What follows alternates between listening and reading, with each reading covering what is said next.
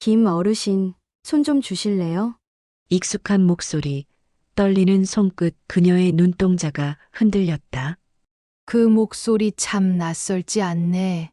간호사는 잠시 눈을 감았다. 저 시골에서 왔어요. 창밖으로 석양이 지는 순간 정숙의 눈물이 흘렀다. 정숙은 밤늦게 몰래 락커를 열었다. 낡은 사진 한 장 그리고 이름 이선희. 그럼 너 진짜였구나. 손에서 사진이 떨어지고 숨죽인 울음이 새어나왔다. 다음 날 딸은 요양원을 떠났다. 감동은 나누면 더 커지죠. 이야기 전에 구독과 좋아요, 알림 설정까지 눌러주시면 매일 더 따뜻한 이야기로 찾아갈게요. 서울 근교의 작은 요양원, 이른 새벽이었습니다. 복도에는 아직 사람들의 발소리가 들리지 않았고 창밖으로는 희미한 빗줄기만 스며들고 있었습니다. 김정숙은 침대에 누운 채 천장을 바라보고 있었습니다. 74의 나이, 그녀의 하루는 언제나 이렇게 고요한 새벽과 함께 시작되었습니다. 천장에 작은 얼룩 하나를 응시하며 김정숙은 깊은 한숨을 내쉬었습니다. 창밖을 내다보며 김정숙은 중얼거렸습니다. 저 문 너머로 나가는 게 이제는 세상 나들이네. 목소리에는 체념과 그리움이 뒤섞여 있었습니다. 요양원에 들어온 지 벌써 3년째였습니다. 처음 이곳에 왔을 때만 해도 김정숙은 딸이 금방 데리러 올 거라 믿었습니다. 엄마, 제가 곧 정리하고 모실게요. 이선희가 마지막으로 한 그 말을 김정숙은 매일 떠올렸습니다. 하지만 시간이 흐르면서 그 믿음은 점점 희미해졌습니다. 한 달이 지나고 6달이 지나고 1년이 지났습니다. 그리고 이제 3년이 되었습니다. 침대 옆 작은 선반 위에는 낡은 사진 한 장이 놓여 있었습니다. 흑백 사진 속에는 어린 소녀와 젊은 여인이 함께 서 있었습니다. 김정숙과 딸 이선희였습니다. 사진은 이선희가 초등학교에 입학하던 날 찍은 것이었습니다. 사진 속 이선희는 새 교복을 입고 환하게 웃고 있었습니다. 김정숙은 매일 아침 그 사진을 바라보며 하루를 시작했습니다. 사진을 쓰다듬으며 김정숙은 속으로 생각했습니다. 그래도 그의 생일날만은 촛불 하나 켜야지. 이선희의 생일은 다음 달이었습니다. 김정숙은 그날만큼은 케이크라도 준비하려고 마음먹었습니다. 3년 전 그날을 김정숙은 또렷이 기억했습니다. 이선희는 운영하던 작은 분식집이 부도를 냈습니다. 남편이 일찍 세상을 떠난 뒤 이선희는 혼자 가게를 꾸려왔습니다. 하지만 근처에 큰 프랜차이즈 식당이 들어서면서 손님이 줄었습니다. 월세를 내지 못해 결국 가게 문을 닫았습니다. 그날 이선희는 김정숙에게 울며 말했습니다. 엄마, 미안해요. 제가 엄마를 모실 형편이 안 돼요. 잠깐만, 정말 잠깐만 요양원에 계세요. 김정숙은 딸의 손을 잡으며 말했습니다. 괜찮아. 엄마는 괜찮으니까 너 걱정하지 마. 하지만 가슴 한편은 무너져 내렸습니다. 처음 한 달 동안은 이선희가 일주일에 한 번씩 찾아왔습니다. 하지만 점점 방문 간격이 길어졌습니다. 2주에 한 번, 한 달에 한 번. 그러다 어느 날부터 완전히 연락이 끊겼습니다. 마지막 전화 통화에서 이선희는 제대로 된 말을 하지 못하고 울기만 했습니다. 엄마, 미안해요. 조금만 기다려요. 제가 꼭 다시 찾아갈게요. 그 말을 마지막으로 이선희의 전화번호는 더 이상 연결되지 않았습니다. 김정숙은 딸이 자신을 버렸다고 생각했습니다. 하지만 마음 한편으로는 딸을 원망할 수 없었습니다. 내 새끼가 얼마나 힘들면 연락도 못하겠어. 김정숙은 그렇게 스스로를 달랬습니다. 요양원 생활은 단조로웠습니다. 아침 7시에 기상종이 울렸습니다. 세면을 마치고 8시에 아침 식사를 했습니다. 식사 후에는 간단한 산책 시간이 있었습니다. 점심 식사는 12시, 그리고 오후에는 낮잠 시간이었습니다. 저녁 식사는 6시, 밤 9시에는 소등이었습니다. 매일 같은 일상이 반복되었습니다. 다른 어르신들은 가끔 가족들의 방문을 받았습니다. 손주들이 찾아와 웃음소리를 내기도 했습니다. 명절이나 생일이면 가족들이 모여 작은 파티를 열기도 했습니다. 김정숙은 그런 모습을 멀리서 바라보며 가슴 한편이 시렸습니다. 부러운 마음보다는 딸 생각이 더 간절했습니다. 요양보호사 민지는 유독 김정숙을 잘 챙겨주었습니다. 30살의 민지는 밝은 성격으로 어르신들 사이에서 인기가 많았습니다.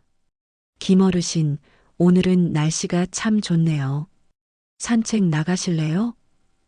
민지가 환하게 웃으며 물었습니다. 김정숙은 고개를 저었습니다. 괜찮아요. 그냥 여기 앉아 있을래요. 민지는 김정숙의 손을 꼭 잡아주었습니다. 혹시 어디 불편하신 데 없으세요? 식사는 잘하셨어요?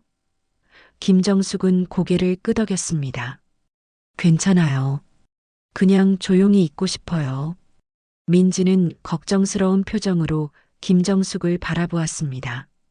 김정숙이 요양원에서 가장 말이 없는 어르신이라는 걸 민지는 잘 알고 있었습니다. 요양원 원장은 엄격한 사람이었습니다. 규칙을 중시했고 어르신들의 관리를 철저히 했습니다. 약 복용 시간, 식사 시간, 취침 시간을 정확히 지켰습니다. 하지만 인정이 없는 건 아니었습니다. 다만 현실적인 사람이었습니다. 원장은 가끔 김정숙을 사무실로 불렀습니다. 어르신, 따님 연락이 3년째 안 되고 있어요. 비상 연락처로라도 다른 친척분을 등록하셔야 해요. 혹시 무슨 일이 생기면 연락할 사람이 없잖아요. 김정숙은 매번 고개를 저었습니다. 아니에요. 선이가 곧 올 거예요.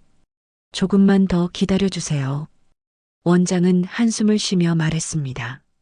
알겠습니다. 하지만 너무 오래 기다리시면 안 돼요. 밤이 되면 김정숙은 더욱 외로웠습니다. 요양원의 밤은 유독 길게 느껴졌습니다. 다른 어르신들의 코 고는 소리, 복도를 지나가는 야간 당직자의 발소리만이 고요함을 깼습니다. 김정숙은 어둠 속에서 사진을 꺼내 들여다보았습니다. 손전등을 켜고 사진 속 이선희의 얼굴을 오래 바라보았습니다. 사진 속 이선희는 시간이 지나도 변함없이 환하게 웃고 있었습니다. 김정숙은 사진에 대고 속삭였습니다. 선희야, 엄마는 여기 있어. 언제든 돌아와도 괜찮아. 엄마는 기다릴게. 엄마는 너를 원망하지 않아. 그렇게 말하면서도 김정숙의 눈에서는 눈물이 흘러내렸습니다. 딸이 정말 돌아올지 확신할 수 없었기 때문이었습니다. 어느 봄날 아침이었습니다. 김정숙은 평소처럼 창가에 앉아 있었습니다. 요양원 정원에는 개나리가 노랗게 피어나고 있었습니다. 봄이 왔지만 김정숙의 마음은 여전히 겨울 같았습니다. 그때 민지가 김정숙의 방문을 두드렸습니다. 어르신, 잠깐 들어가도 될까요? 민지의 목소리가 평소보다 조심스러웠습니다. 김정숙은 고개를 돌렸습니다. 그러세요. 민지는 손에 흰 봉투 하나를 들고 있었습니다. 민지는 김정숙 앞에 조심스럽게 다가왔습니다. 어르신, 이게 우편함에 있었어요. 혹시 따님 성함이 이선희 맞으시죠? 김정숙의 손이 떨렸습니다. 네, 맞아요. 그게 우리 딸 이름이에요. 민지는 봉투를 김정숙의 손에 건넸습니다. 보내신 분 이름이 없는데 이선이라는 이름으로 왔어요. 김정숙은 봉투를 받아들었습니다. 봉투가 묵직했습니다. 손이 떨려서 좀처럼 봉투를 열 수가 없었습니다. 민지 씨, 이거 좀 열어줄래요? 김정숙의 목소리가 떨렸습니다. 민지는 조심스럽게 봉투를 열었습니다.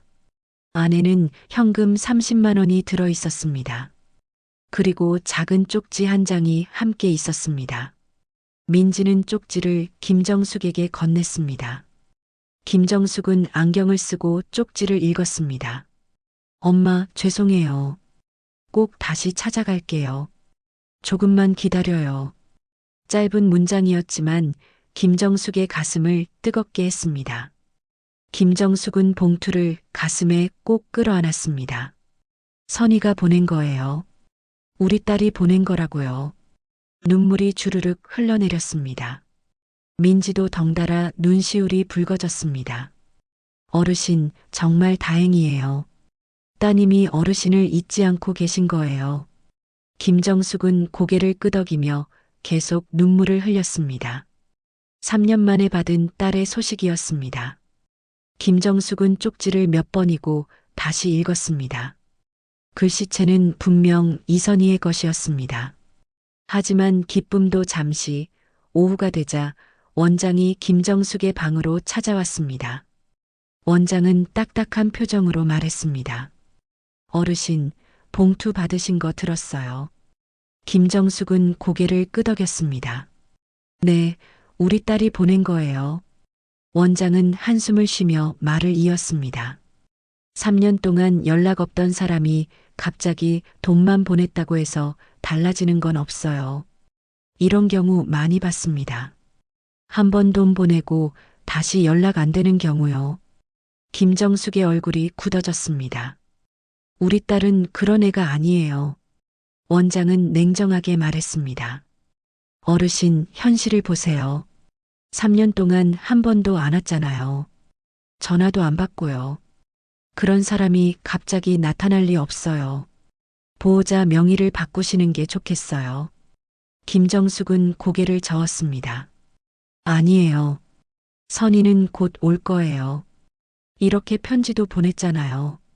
원장은 더 이상 말하지 않고 방을 나갔습니다. 하지만 마지막으로 던진 한마디가 김정숙의 가슴에 박혔습니다. 그런 사람 다시 안 옵니다. 그날 밤 김정숙은 잠을 이룰 수 없었습니다. 원장의 말이 계속 머릿속을 맴돌았습니다. 정말 선희가 안 오는 걸까? 이 돈만 보내고 다시 사라지는 걸까? 불안한 마음에 김정숙은 침대에서 일어났습니다. 요양원의 밤은 고요했습니다. 복도에는 비상등만 희미하게 켜져 있었습니다. 김정숙은 천천히 복도를 걸었습니다. 다리가 불편했지만 어디론가 가고 싶었습니다. 김정숙은 요양원 로비까지 내려왔습니다. 로비에는 큰 창문이 있었고 그 너머로 바깥 풍경이 보였습니다. 밤하늘에는 별이 총총했습니다. 김정숙은 창가에 서서 바깥을 바라보았습니다. 선희야, 너 지금 어디 있니? 엄마한테 돈 보낼 형편이면 왜 직접 오지 않는 거니? 수많은 질문이 머릿속을 채웠습니다. 하지만 대답해 줄 사람은 아무도 없었습니다. 어르신, 여기 왜 나와 계세요? 야간 당직 간호사가 깜짝 놀라며 다가왔습니다. 김정숙은 고개를 돌렸습니다. 그냥 잠이 안 와서요. 간호사는 김정숙의 팔을 부축했습니다. 밤에 나오시면 위험해요. 방으로 돌아가세요. 김정숙은 고개를 끄덕이며 천천히 방으로 돌아갔습니다. 침대에 누워서도 김정숙의 마음은 진정되지 않았습니다. 다음 날 아침 김정숙은 민지에게 부탁했습니다. 민지 씨, 혹시 우편함 확인할 때 제 이름으로 온 게 또 있는지 봐주실래요? 민지는 환하게 웃으며 말했습니다. 물론이죠. 매일 확인해 드릴게요. 김정숙은 작은 희망을 품었습니다. 이선희가 다시 연락을 해올지도 모른다는 희망이었습니다. 하지만 며칠이 지나도 아무 소식이 없었습니다. 일주일이 지나고 2주가 지났습니다. 김정숙의 기대는 점점 시들어갔습니다. 어느 날 오후 김정숙은 요양원 정원을 산책하고 있었습니다. 벤치에 앉아 쉬고 있는데 원장이 지나가다 말했습니다. 어르신, 아직도 따님 기다리세요? 김정숙은 고개를 끄덕였습니다. 네, 우리 딸은 꼭 올 거예요. 원장은 고개를 저으며 말했습니다. 그렇게 믿고 계시면 나중에 더 실망하실 텐데요. 김정숙은 아무 말도 하지 않았습니다.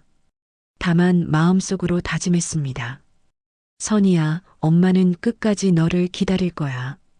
그날 저녁 김정숙은 식사를 거의 하지 못했습니다. 입맛이 없었습니다. 민지가 걱정스럽게 물었습니다. 어르신, 편찮으세요? 식사를 거의 안 하셨네요. 김정숙은 고개를 저었습니다. 괜찮아요. 그냥 입맛이 없어서요. 민지는 김정숙의 이마에 손을 대보았습니다. 열은 없으신데 혹시 어디 아프신 데 있으세요? 김정숙은 다시 한번 고개를 저었습니다. 정말 괜찮아요. 걱정하지 마세요. 밤이 되자 김정숙은 다시 사진을 꺼내 들었습니다. 이번에는 낮에 받은 봉투와 쪽지도 함께 꺼냈습니다. 사진과 쪽지를 번갈아 보며 김정숙은 속삭였습니다. 선이야, 엄마는 여기서 기다리고 있어.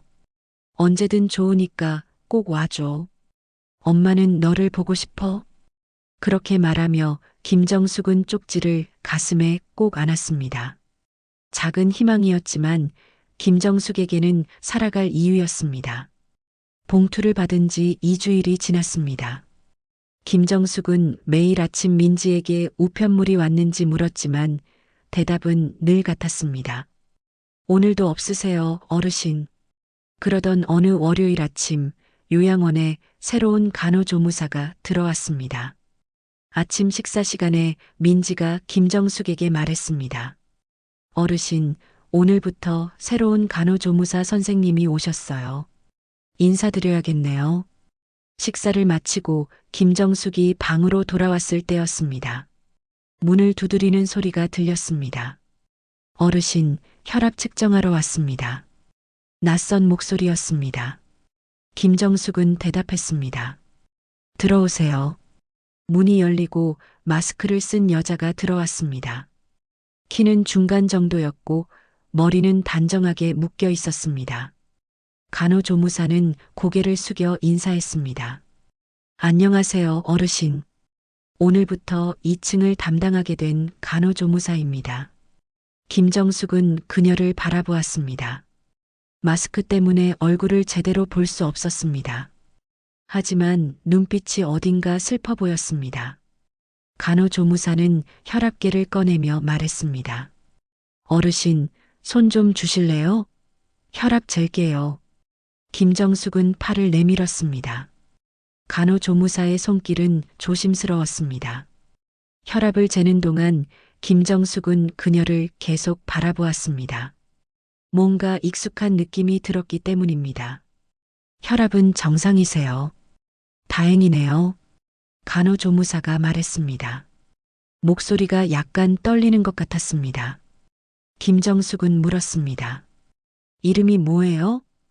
간호조무사는 잠시 머뭇거리다 대답했습니다.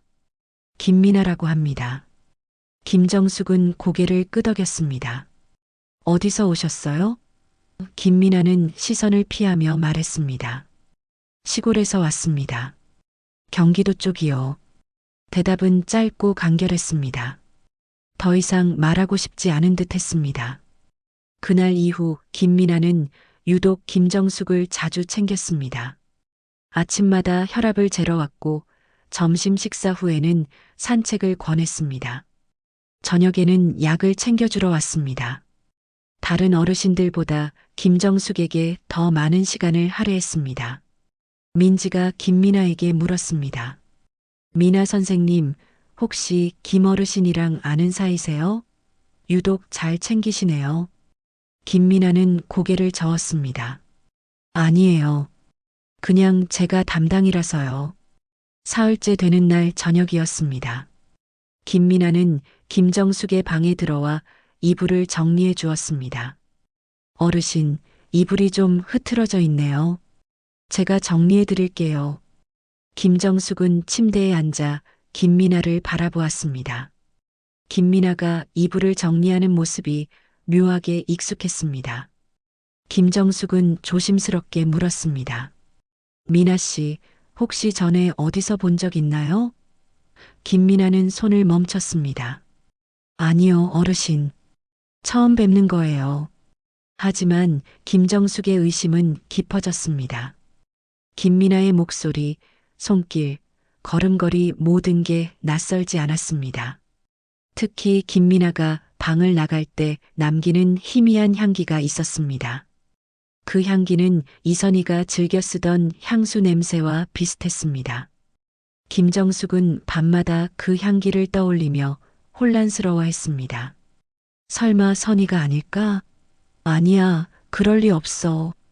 내가 너무 보고 싶어서 착각하는 거야. 나흘째 되는 날, 김정숙은 김미나를 유심히 관찰했습니다.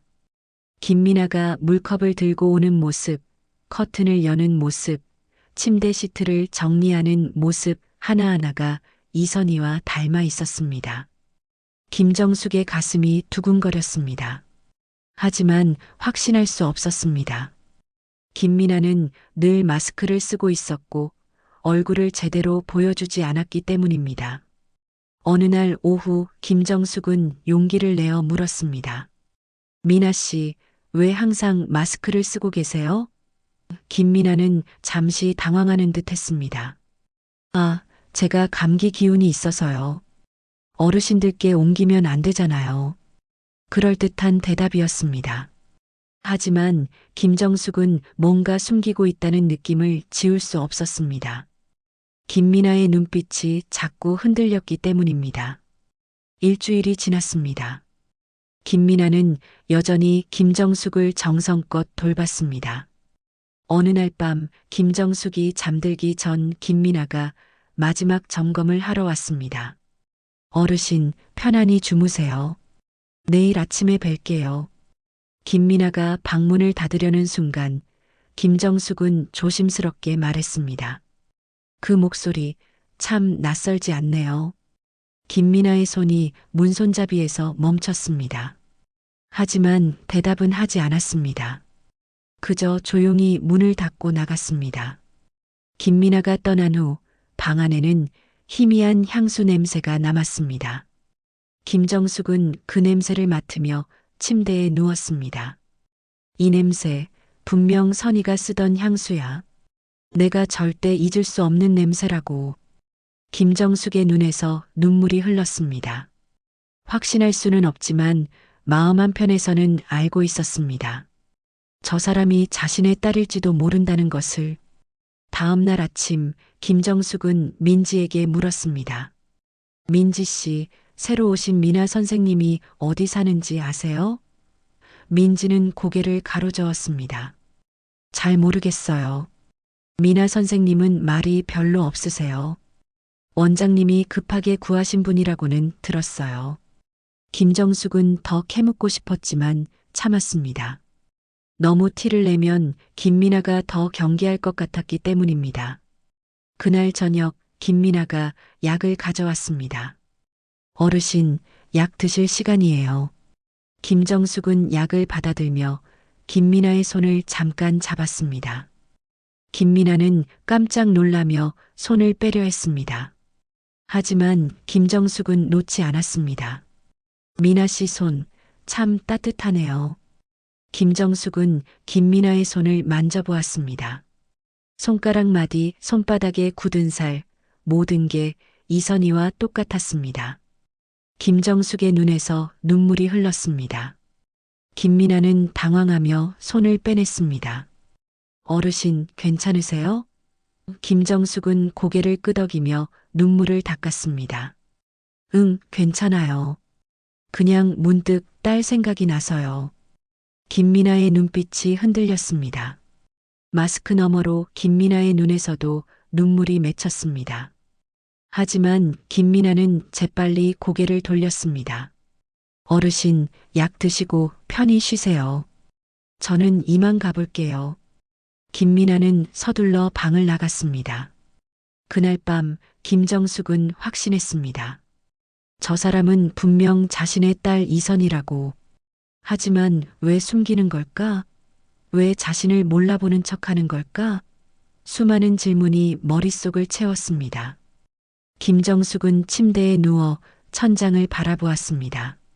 선이야, 내가 무슨 이유로 숨는지는 모르겠지만 엄마는 알아. 내가 돌아온 거 엄마는 알아. 그렇게 속삭이며 김정숙은 눈을 감았습니다. 김미나가 요양원에 온 지 열흘이 지났습니다. 김정숙은 매일 김미나를 관찰했습니다. 하지만 김미나는 여전히 거리를 두었습니다. 어느 날 오후 요양원 복도에서 원장과 민지가 이야기하는 소리가 들렸습니다. 김정숙은 자신의 방문을 살짝 열고 귀를 기울였습니다. 미나 선생님, 뭔가 수상해요. 민지의 목소리였습니다. 원장이 물었습니다. 무슨 일인데요? 민지가 조심스럽게 말했습니다. 김어르신한테 유독 신경을 많이 쓰시더라고요. 환자한테 너무 감정이입하는 것 같아요. 원장은 잠시 생각하더니 말했습니다. 그래요? 내가 한번 지켜봐야겠네요. 간호조무사가 특정 환자한테만 집중하면 다른 어르신들이 소외감을 느낄 수 있으니까요. 김정숙은 가슴이 철렁했습니다. 혹시 김미나가 문제가 되면 어떻게 하나? 혹시 그녀가 요양원을 떠나야 한다면? 김정숙은 불안한 마음으로 방문을 닫았습니다. 그날 저녁 김미나가 평소처럼 약을 가지고 왔습니다. 하지만 표정이 어두워 보였습니다.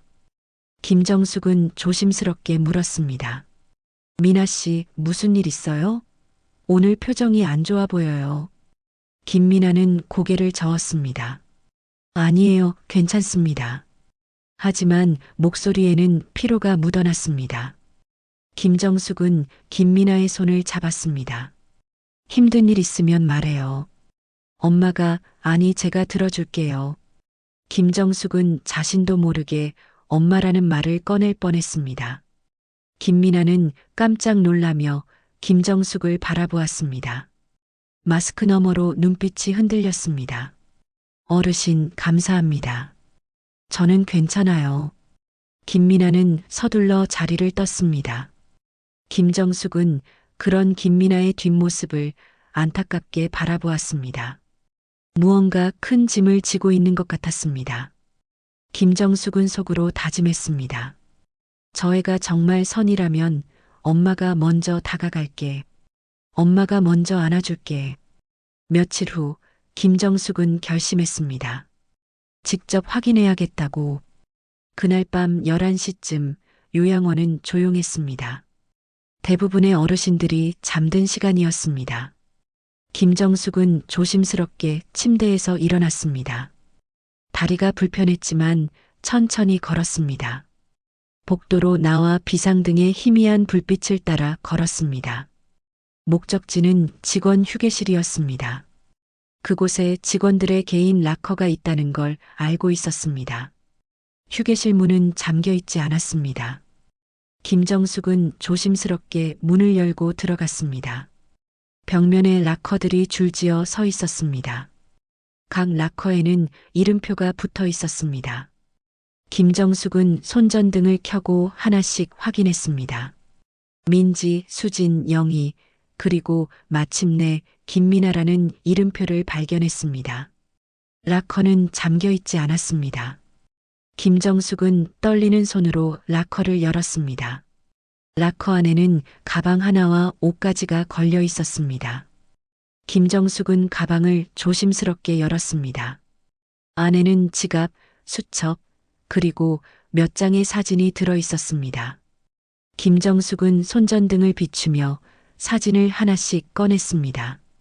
첫 번째 사진은 어린 소녀의 사진이었습니다. 초등학교 입학식 날 찍은 사진 같았습니다. 김정숙의 손이 떨렸습니다. 그 사진은 자신이 침대 옆에 두고 있는 사진과 똑같았습니다. 두 번째 사진을 꺼냈습니다. 젊은 여자가 가게 앞에서 웃고 있는 사진이었습니다. 가게 간판에는 선인의 분식이라고 쓰여 있었습니다. 김정숙의 눈에서 눈물이 흘러내렸습니다. 틀림없었습니다. 저 사람은 자신의 딸 이선이었습니다. 김정숙은 사진을 가슴에 꼭 안았습니다. 선이야, 엄마가 알아봤어. 엄마가 드디어 찾았어. 그때 가방 속에서 또 다른 것이 눈에 띄었습니다. 간호조무사 면허증이었습니다. 김정숙은 면허증을 꺼내 확인했습니다. 이름란에는 이선이라고 적혀 있었습니다.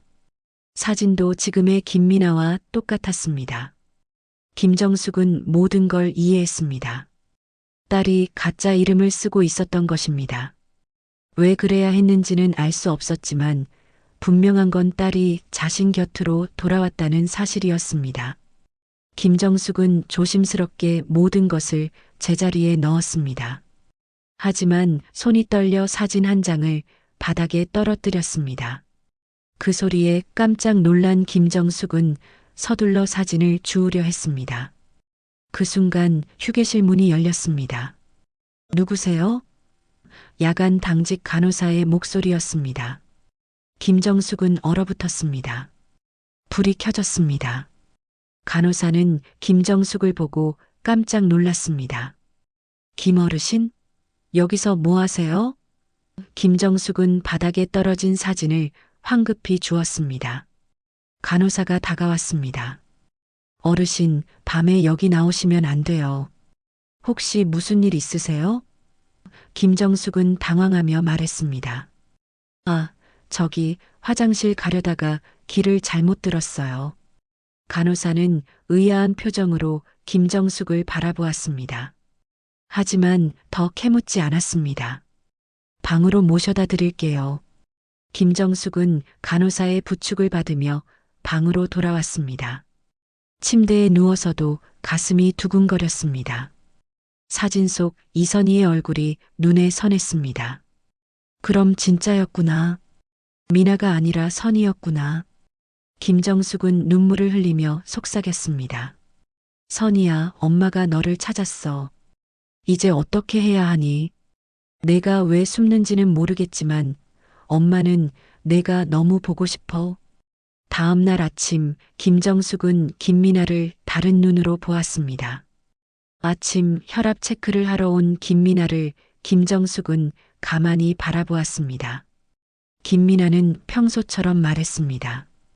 어르신, 혈압 재겠습니다. 팔 주세요. 김정숙은 팔을 내밀며 조심스럽게 물었습니다. 미나 씨, 아니 혹시 내가 선이냐? 목소리는 떨렸지만 또렷했습니다. 김미나의 손이 멈췄습니다. 혈압계를 쥔 손이 떨렸습니다. 잠시 침묵이 흘렀습니다. 김미나는 고개를 돌리며 말했습니다. 무슨 말씀이세요, 어르신? 제 이름은 김미나예요. 하지만 목소리는 확실히 떨리고 있었습니다. 김정숙은 김미나의 손을 꼭 잡았습니다. 엄마는 알아. 내가 우리 선이인 거 엄마는 다 알아. 김미나는 손을 빼내려 했습니다.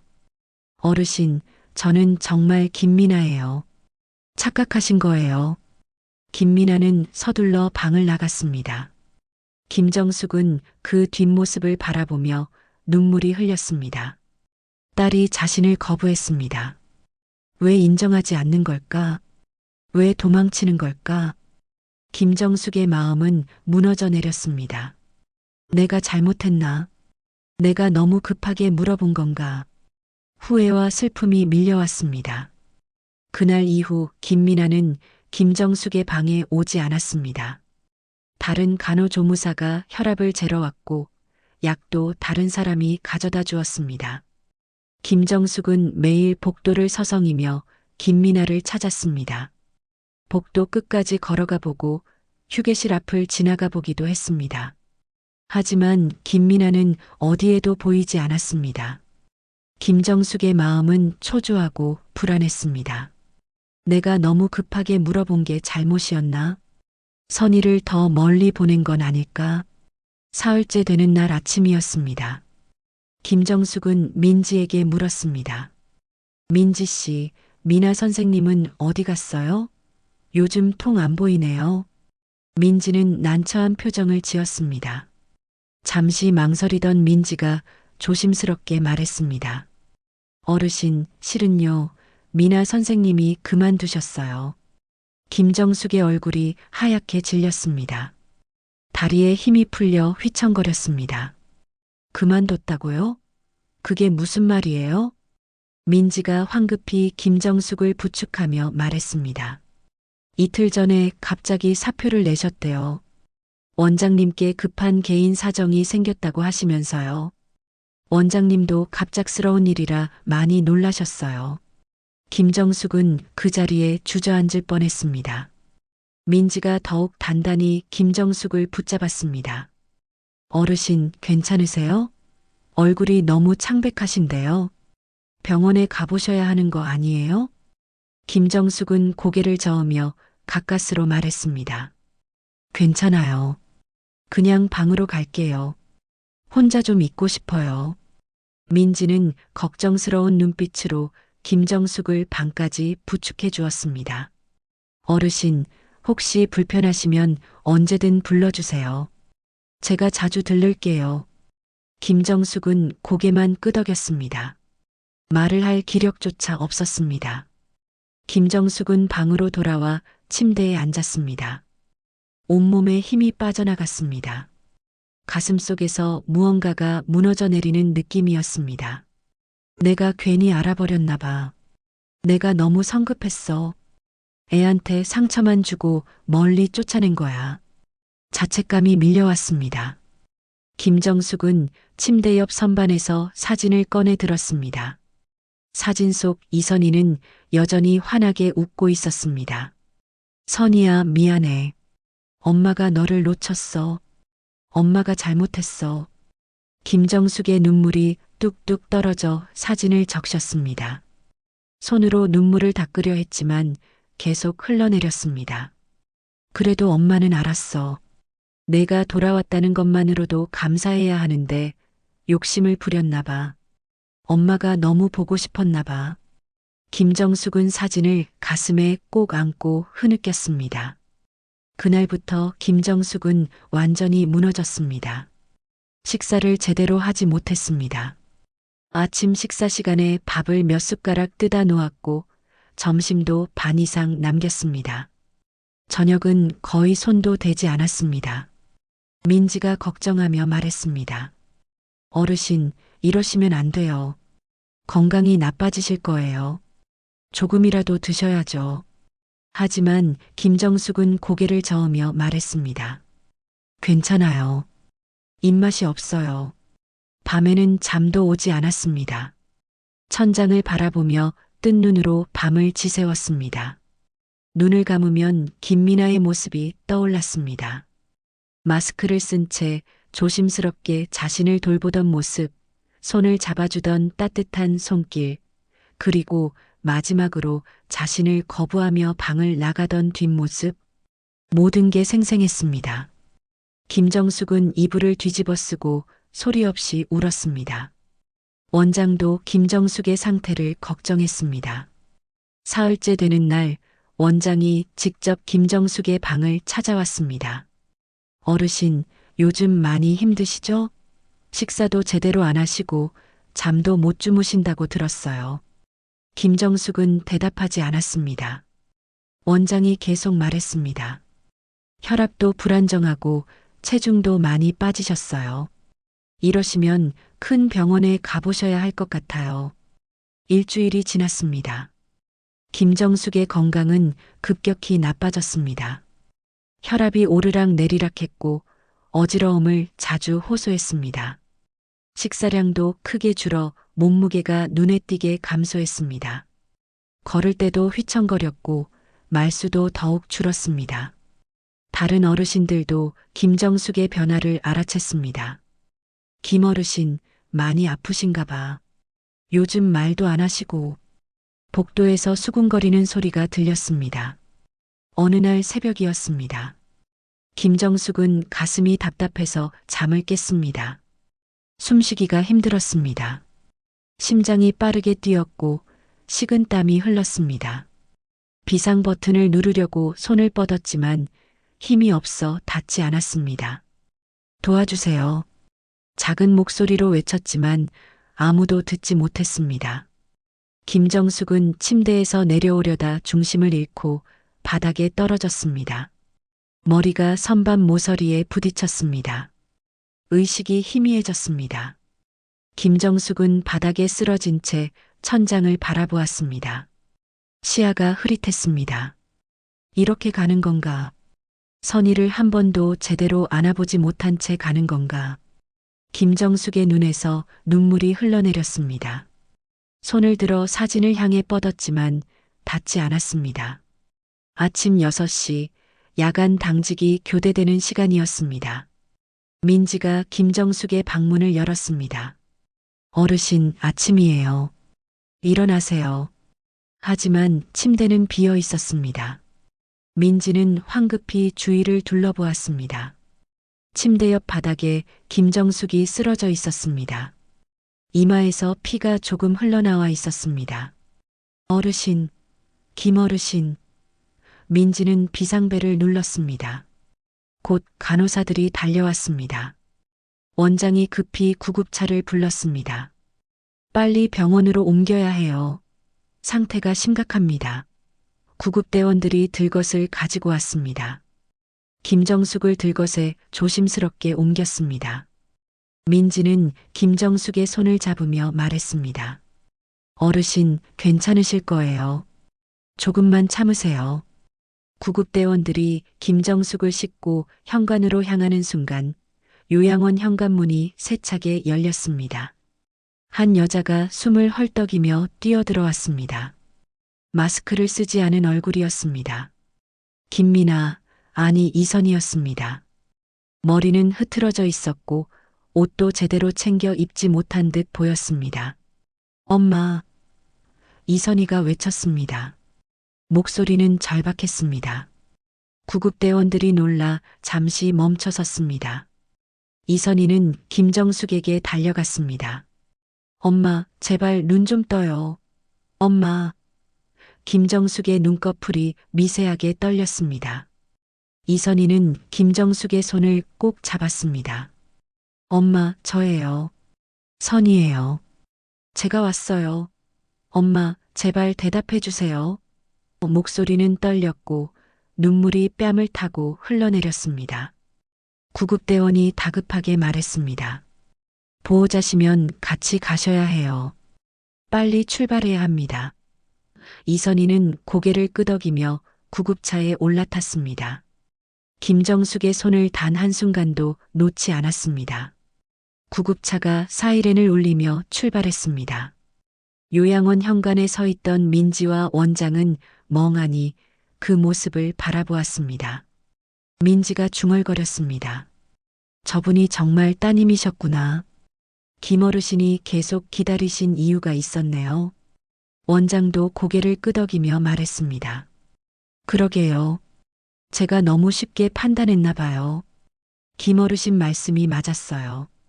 두 사람은 구급차가 사라질 때까지 그 자리에 서 있었습니다. 병원 응급실이었습니다. 의사들이 분주하게 김정숙을 살폈습니다. 혈압이 많이 떨어졌어요. 80에 50입니다. 한 의사가 외쳤습니다. 다른 의사가 대답했습니다. 산소 포화도도 낮아요. 80%밖에 안 됩니다. 산소 마스크 씌우세요. 간호사가 재빨리 산소 마스크를 김정숙의 얼굴에 씌웠습니다. 또 다른 간호사가 링거를 꽂았습니다. 이마 상처는 크지 않지만 출혈이 있었어요.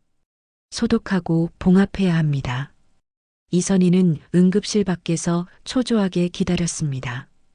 유리창 너머로 의사들이 김정숙을 돌보는 모습이 보였습니다. 이선희는 두 손을 모아 기도하듯 입술을 꼭 깨물었습니다. 제발 엄마가 괜찮게 해주세요. 제발이요. 눈물이 계속 흘러내렸습니다.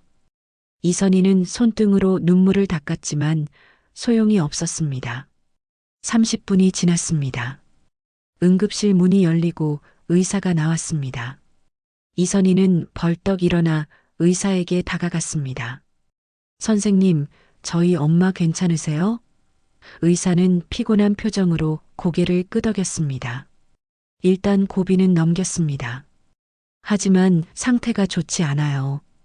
혈압이 많이 떨어져 있었고 영양 상태도 매우 안 좋습니다. 이마 상처는 봉합했고요. 이선희는 안도의 한숨을 쉬었습니다. 하지만 의사의 말은 계속 이어졌습니다. 보호자분, 어르신이 최근에 많이 힘드셨나 봐요. 체중이 정상보다 많이 줄어 있고 무엇보다 정신적 스트레스가 심했던 것 같습니다. 이대로 두면 위험할 수 있어요. 며칠간 입원 치료가 필요합니다. 이선희는 고개를 숙이며 대답했습니다. 네, 알겠습니다. 제 잘못입니다. 제가 엄마를 이렇게 만들었어요. 의사는 이선희를 조심스럽게 바라보며 물었습니다. 보호자분이 따님이시죠? 이선희는 고개를 끄덕였습니다. 네, 저는 딸입니다.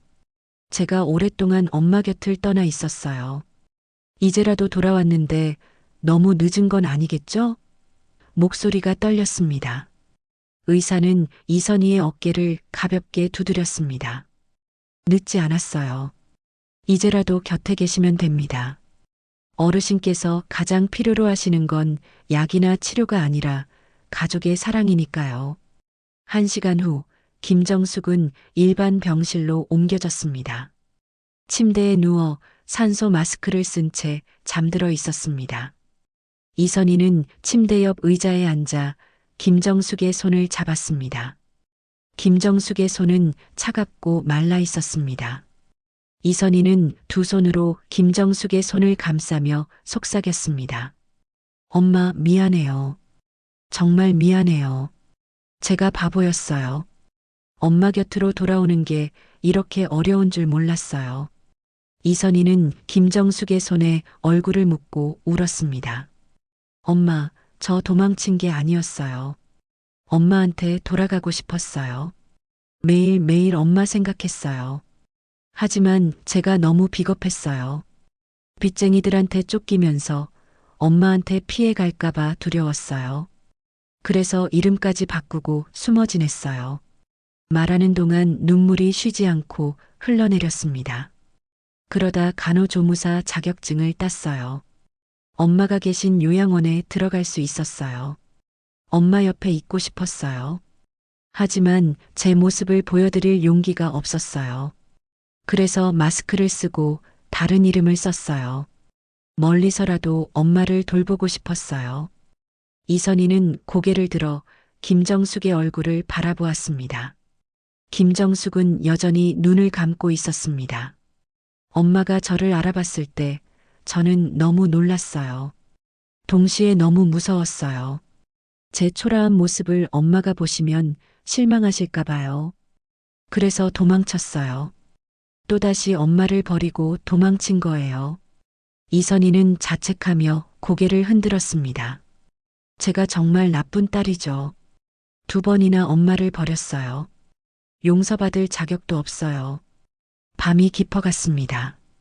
이선희는 잠시도 자리를 뜨지 않았습니다. 간호사가 와서 링거를 교체하고 혈압을 쟀습니다. 보호자분, 좀 쉬셔야 해요. 밤새 여기 계시면 몸이 상합니다. 이선희는 고개를 저었습니다. 괜찮아요. 저는 엄마 곁에 있을 거예요. 이제는 절대 떠나지 않을 거예요. 새벽 4시쯤이었습니다. 김정숙의 손가락이 미세하게 움직였습니다. 이선희는 즉시 알아챘습니다. 엄마, 저 보이세요? 김정숙의 눈꺼풀이 천천히 열렸습니다. 흐릿한 시선이 천장을 향했다가 천천히 이선희에게 향했습니다. 김정숙의 입술이 움직였습니다. 산소 마스크 너머로 작은 목소리가 들렸습니다.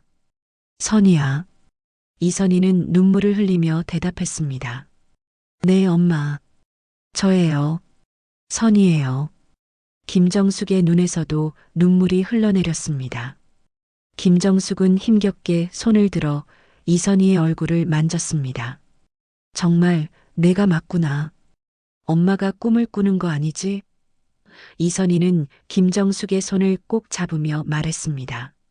꿈이 아니에요, 엄마. 제가 돌아왔어요. 이제 엄마 곁을 떠나지 않을게요. 김정숙은 미소를 지으려 했지만 힘이 없어 입가만 약간 움직였습니다. 기다렸어, 선희야. 엄마는 내가 꼭 올 거라고 믿었어. 이선희는 고개를 끄덕이며 울었습니다. 엄마 미안해요. 정말 정말 미안해요. 엄마를 이렇게 오래 기다리게 해서요. 김정숙은 천천히 고개를 저었습니다. 괜찮아. 이렇게 돌아왔으니 괜찮아. 간호사가 다시 들어와 김정숙의 상태를 확인했습니다. 의식이 돌아오셨네요. 다행이에요. 하지만 아직 많이 약하시니 말씀을 너무 많이 하시면 안 돼요. 김정숙은 고개를 끄덕였습니다. 이선희는 김정숙의 손을 놓지 않고 말했습니다. 엄마, 이제 주무세요. 제가 여기 있을게요. 눈 뜨면 제가 옆에 있을 거예요. 김정숙은 안심한 표정으로 눈을 감았습니다. 이선희의 손을 꼭 잡은 채였습니다. 이선희는 김정숙의 손을 놓지 않고 조용히 앉아 있었습니다. 창밖으로 해가 떠오르기 시작했습니다. 긴 밤이 지나고 새로운 아침이 밝아오고 있었습니다. 사흘이 지났습니다. 김정숙의 상태는 조금씩 나아지고 있었습니다. 혈압도 안정되었고 식사도 조금씩 할 수 있게 되었습니다. 이선희는 단 한 번도 병실을 떠나지 않았습니다. 밤에는 간이 침대에서 잤고 낮에는 김정숙 곁을 지켰습니다. 김정숙에게 죽을 떠먹여주고 물을 마시게 해주고 손을 주물러 주었습니다. 의사가 말했습니다. 보호자분 덕분에 어르신이 빠르게 회복하고 계세요. 가족의 사랑이 최고의 약입니다. 어느 날 오후 김정숙이 조용히 이선희를 불렀습니다. 선희야. 이선희는 김정숙의 손을 잡으며 대답했습니다. 네, 엄마. 어디 불편하세요? 김정숙은 고개를 저었습니다. 아니야. 그게 아니라 엄마가 물어볼 게 있어. 이선희는 고개를 끄덕이며 귀를 기울였습니다. 말씀하세요, 엄마. 김정숙은 잠시 망설이다가 천천히 말했습니다. 선희야, 너 그동안 어떻게 지냈니? 3년 동안 어디서 뭐하며 살았어? 이선희의 표정이 어두워졌습니다. 하지만 이제는 숨길 수 없었습니다. 엄마께 모든 걸 말씀드려야 했습니다. 이선희는 깊은 숨을 들이쉬고 입을 열었습니다. 엄마, 제가 가게 부도를 낸 거 기억하시죠? 김정숙은 고개를 끄덕였습니다. 이선희는 계속 말했습니다. 사실 그때 빚이 엄청났어요. 가게 빚만 있는 게 아니었어요. 아빠가 돌아가시기 전에 보증을 서신 게 있었대요. 제가 몰랐던 빚이었어요. 그 빚까지 합치니까 1억이 넘었어요. 김정숙의 눈이 커졌습니다. 1억이나? 이선희는 고개를 끄덕이며 계속했습니다. 은행 대출로는 감당이 안 됐어요. 그래서 제가 사채를 썼어요. 빚을 갚으려고요. 하지만 사채 이자가 너무 높았어요. 갚아도 끝이 없었어요. 김정숙은 이선희의 손을 꼭 잡았습니다. 그래서 도망친 거니? 이선희는 눈물을 흘리며 대답했습니다. 네, 사채업자들이 집까지 찾아왔어요. 엄마한테까지 피해가 갈까봐 무서웠어요. 그래서 엄마를 요양원에 모시고 저는 사라졌어요. 처음 1년은 정말 힘들었어요. 낮에는 식당에서 설거지를 하고 밤에는 편의점에서 일했어요. 하루에 4시간밖에 못 잤어요. 이선희의 목소리가 떨렸습니다. 그렇게 1년을 일했는데 사채 빚이 조금도 줄지 않았어요. 오히려 이자가 붙어서 더 늘었어요. 저는 절망했어요. 이렇게는 평생 빚을 못 갚겠다 싶었어요. 김정숙의 눈에서 눈물이 흘러내렸습니다. 그런 고생을 혼자 다 했구나. 엄마한테 말했으면 같이 해결책을 찾았을 텐데. 이선희는 고개를 저었습니다. 아니에요, 엄마. 엄마는 이미 아프셨잖아요. 제가 더 걱정 끼칠 수 없었어요. 제가 만든 빚이니까 제가 책임져야 한다고 생각했어요. 그러다 누군가가 법률구조공단을 알려줬어요. 거기 가서 상담을 받았더니 개인 회생 신청을 할 수 있다고 했어요. 그래서 신청했어요. 1년 반 정도 걸렸는데 결국 빚의 많은 부분을 탕감받았어요. 김정숙은 안도의 한숨을 쉬었습니다. 그럼 이제 괜찮은 거니? 이선희는 고개를 끄덕였습니다. 네, 이제 남은 빚은 매달 조금씩 갚을 수 있는 정도예요. 그리고 그 사이에 간호조무사 자격증을 땄어요. 야간 학원에 다니면서요. 자격증을 따고 나서 가장 먼저 생각난 게 엄마였어요. 엄마 곁으로 돌아가고 싶었어요. 하지만 제 모습을 보여드릴 자신이 없었어요. 너무 초라하고 부끄러웠어요. 이선희는 고개를 숙였습니다. 김정숙은 이선희의 머리를 쓰다듬었습니다. 바보 같은 애. 엄마는 내가 어떤 모습이든 사랑해. 돈이 있든 없든 성공했든 실패했든 내가 내 딸이라는 건 변하지 않아. 이선희는 김정숙의 품에 안기며 소리내어 울었습니다. 엄마 미안해요. 정말 미안해요. 김정숙은 이선희를 꼭 안아주었습니다. 울지 마. 이제 괜찮아. 내가 돌아왔으니 괜찮아. 그동안 얼마나 힘들었니? 혼자서 그 무거운 짐을 다 짊어지고. 두 사람은 한참 동안 그렇게 안고 울었습니다. 3년간 쌓였던 그리움과 미안함, 슬픔이 눈물로 흘러나왔습니다. 한참 후 김정숙이 물었습니다. 그런데 넌 어떻게 내가 쓰러진 걸 알고 왔니? 이선희는 눈물을 닦으며 대답했습니다. 요양원을 그만두고 나서도 매일 밤 요양원 근처를 지나갔어요. 엄마가 계신 창문을 멀리서 바라봤어요. 그날 새벽에도 지나가다가 구급차가 오는 걸 봤어요. 심장이 철렁했어요. 혹시 엄마가 아닌가 해서 뛰어갔죠. 김정숙은 이선희의 손을 꼭 잡았습니다. 그랬구나. 다행이다. 내가 와줘서 정말 다행이야. 이선희는 고개를 끄덕이며 말했습니다. 엄마, 이제 제가 엄마를 돌볼게요. 요양원이 아니라 제가 직접 모실게요. 제가 일하면서 엄마를 모실 수 있어요. 김정숙은 고개를 저었습니다. 아니야. 넌 아직 빚도 갚아야 하고 내 인생도 살아야 해. 이선희는 단호하게 말했습니다. 아니에요, 엄마. 저는 이미 결심했어요. 엄마 없이는 못 살아요. 3년 동안 엄마 곁에 없었던 게 제일 힘들었어요. 이제는 엄마 곁에서 살고 싶어요. 김정숙의 눈에서 다시 눈물이 흘렀습니다. 선희야. 이선희는 엄마의 손을 두 손으로 감싸며 말했습니다. 엄마, 저 믿어주세요. 제가 잘할 수 있어요. 그날 저녁 의사가 회진을 왔습니다. 어르신, 상태가 많이 좋아지셨네요. 이제 곧 퇴원하셔도 될 것 같아요. 김정숙은 고개를 끄덕였습니다. 감사합니다, 선생님. 의사는 이선희를 보며 말했습니다. 보호자분이 잘 돌봐주셔서 회복이 빨랐어요. 퇴원하셔도 계속 잘 관리하시면 건강 유지하실 수 있을 거예요. 이선희는 고개를 숙이며 대답했습니다. 네, 제가 최선을 다해 모실게요. 의사가 나간 후 김정숙은 이선희를 바라보며 말했습니다.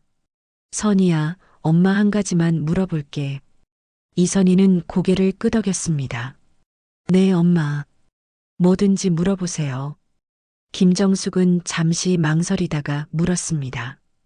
혹시 널 못 알아봐도 내 목소리는 기억할 수 있을까? 이선희는 깜짝 놀라며 물었습니다. 엄마, 왜 그런 말씀을 하세요? 김정숙은 쓸쓸히 웃으며 말했습니다. 엄마가 요즘 자꾸 깜빡깜빡해. 방금 한 말도 잊어버릴 때가 있어. 나이가 들면 다 그런 거겠지만 혹시 엄마가 너를 못 알아보게 되면 어쩌나 걱정이 돼. 이선희는 김정숙의 손을 꼭 잡으며 말했습니다. 엄마, 걱정 마세요. 엄마가 저를 못 알아보셔도 괜찮아요. 제가 매일 엄마 곁에 있을 거예요. 제가 계속 말 걸어드릴 거예요. 김정숙은 이선희의 말에 안심하며 눈을 감았습니다. 그래, 내가 곁에 있으면 엄마는 괜찮아. 이선희는 김정숙의 손을 쓰다듬으며 조용히 앉아 있었습니다.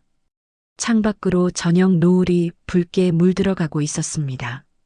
일주일 후 김정숙은 퇴원했습니다.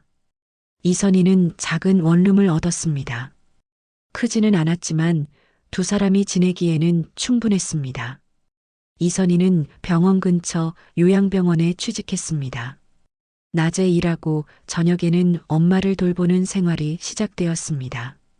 김정숙은 딸의 집에서 지내는 것이 낯설면서도 행복했습니다. 선희야, 엄마가 여기 있어도 괜찮니? 내 생활에 방해되는 거 아니야? 이선희는 환하게 웃으며 대답했습니다. 무슨 말씀이세요, 엄마? 엄마랑 함께 있는 게 제일 좋아요. 아침마다 이선희는 김정숙을 위해 죽을 끓였습니다. 엄마, 아침 드세요. 오늘은 호박죽이에요. 김정숙은 이선희가 떠먹여주는 죽을 먹으며 행복해했습니다. 맛있다. 우리 선희가 요리 솜씨가 늘었네. 이선희는 웃으며 말했습니다. 분식집 하면서 배웠죠. 엄마, 천천히 드세요.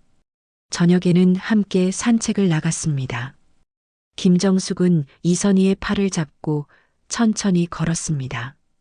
동네 공원을 한 바퀴 도는 것이 일과였습니다. 엄마, 오늘 날씨 참 좋죠? 김정숙은 고개를 끄덕이며 말했습니다. 그래, 내가 옆에 있으니 더 좋아. 두 사람은 벤치에 앉아 쉬었습니다. 저녁 노을을 바라보며 이선희가 말했습니다. 엄마, 행복하세요? 김정숙은 이선희의 손을 꼭 잡으며 대답했습니다. 응, 정말 행복해.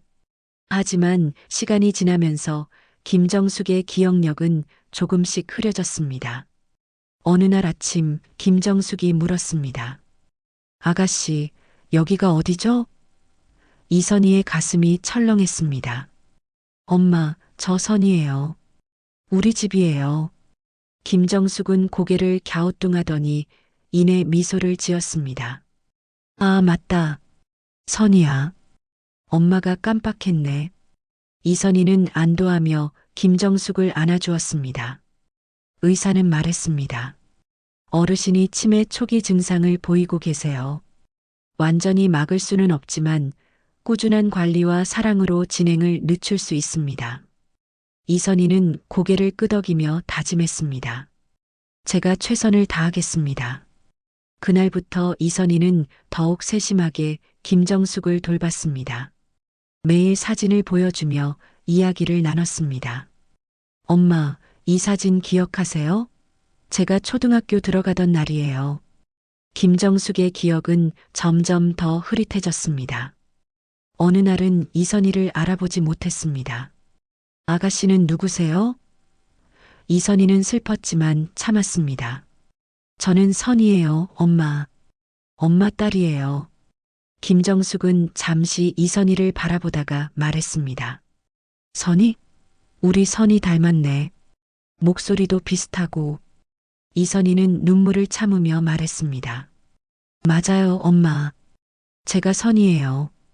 그래도 김정숙은 이선희의 목소리만큼은 기억했습니다. 얼굴을 알아보지 못해도 목소리를 들으면 안심했습니다. 이 목소리 참 좋다. 우리 딸 목소리 같아. 이선희는 매일 김정숙에게 노래를 불러주고 이야기를 들려주었습니다. 김정숙은 이선희의 목소리를 들으며 편안해했습니다. 석 달이 지났습니다. 봄이 왔습니다. 이선희는 김정숙을 모시고 공원에 나갔습니다. 벚꽃이 활짝 피어 있었습니다. 엄마, 벚꽃 예쁘죠? 김정숙은 벚꽃을 바라보며 미소를 지었습니다. 예쁘다. 정말 예쁘네. 두 사람은 벤치에 앉아 벚꽃을 감상했습니다. 이선희는 김정숙의 어깨에 머리를 기대며 말했습니다. 엄마 사랑해요. 그날 밤 김정숙은 평온하게 잠들었습니다. 이선희가 준 향수병을 손에 쥐고 있었습니다. 새벽녘 김정숙은 조용히 숨을 거두었습니다. 얼굴에는 평화로운 미소가 가득했습니다. 이선희는 김정숙의 손을 잡으며 울었습니다. 엄마, 편히 쉬세요. 사랑해요. 장례식이 끝난 후 이선희는 요양원을 찾았습니다. 민지가 반갑게 맞아주었습니다. 선희 씨, 어르신 많이 그리우시죠? 이선희는 고개를 끄덕였습니다.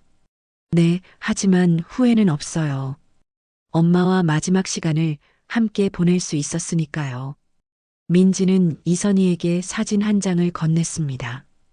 이거 어르신이 미나 선생님이랑 찍은 사진이에요. 원장님이 드리라고 하셨어요. 사진 속에는 김정숙과 마스크를 쓴 이선희가 함께 서 있었습니다. 둘 다 미소를 짓고 있었습니다. 이선희는 사진을 가슴에 안으며 말했습니다. 고맙습니다. 소중히 간직할게요. 민지가 물었습니다. 선희 씨, 이제 어떻게 하실 거예요? 이선희는 창밖을 바라보며 대답했습니다. 저는 계속 간호조무사로 일할 거예요. 저처럼 가족을 그리워하는 어르신들 곁을 지켜드리고 싶어요. 요양원을 나오며 이선희는 혼잣말을 했습니다. 엄마, 제가 도망친 줄 알았던 그 시간은 결국 엄마에게 돌아가기 위한 길이었어요. 엄마 덕분에 저는 다시 일어설 수 있었어요. 이제 제 차례예요. 누군가의 곁을 끝까지 지켜줄게요. 이선희는 하늘을 올려다보았습니다. 따뜻한 봄 햇살이 얼굴을 비쳤습니다. 요양원 복도에는 김정숙과 이선희의 사진이 걸려 있었습니다. 사진 아래에는 작은 문구가 적혀 있었습니다.